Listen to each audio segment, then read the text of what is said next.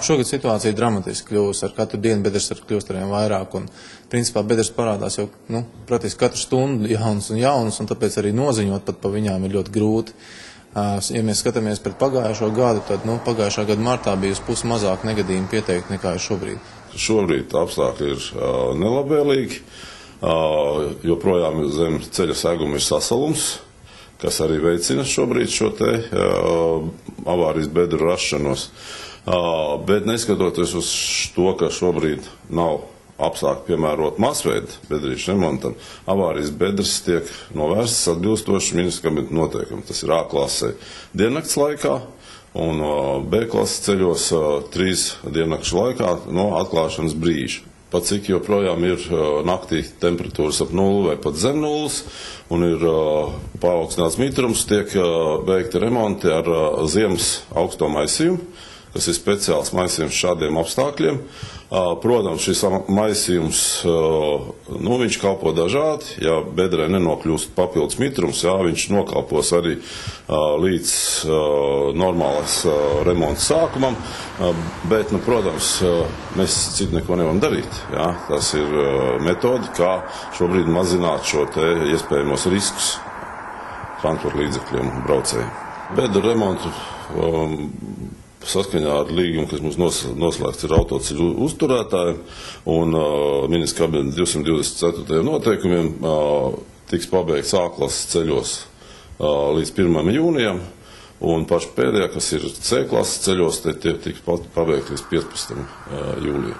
Bet tā jau ir, tas nav runa par avārijas bedrēm, tas jau ir vienlaikus segumu bedrīšiem.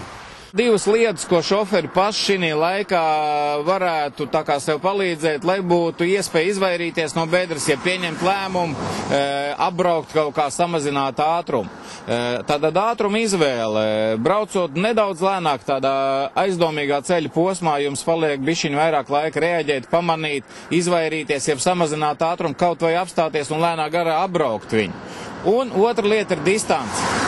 Pagarinot bišķiņu distanci līdz priekšā braucošai mašīnai, parādās atkal tā brīvā vieta jūsu redzes laukam, ka jūs redzat to bedru. Varat pamanīt, varat izvairīties, varat nobremzēt, apbraukt viņu ar lēnāku, ātrumu, lai būtu manevrēt spēja labāk. Laika limits ir katram no mums, bet pat, ja tas ir neizbēgami, ka jāiebrauc tajā bedrē, jo mazāks ātrums, jo mazāks būs trieciens. Un tur sanāk tāds paradoks, jo mazāks trieciens jūsu mašīnai, jo mazāk iespēja viņu salauzt, bet arī ar mazāku ātrumu iebraucot bedrē, mēs mēģinām viņu mazāk salauzt tālāk, jo būtībā viņas jau neveidojās pašas no sevis. Katra mašīna, protams, kvalitāte ir apspriežams jautājums asfaltam, bet katra mašīna salauž to ceļu. Tātad mēs palīdzēsim viņam ilgāk izdzīvot.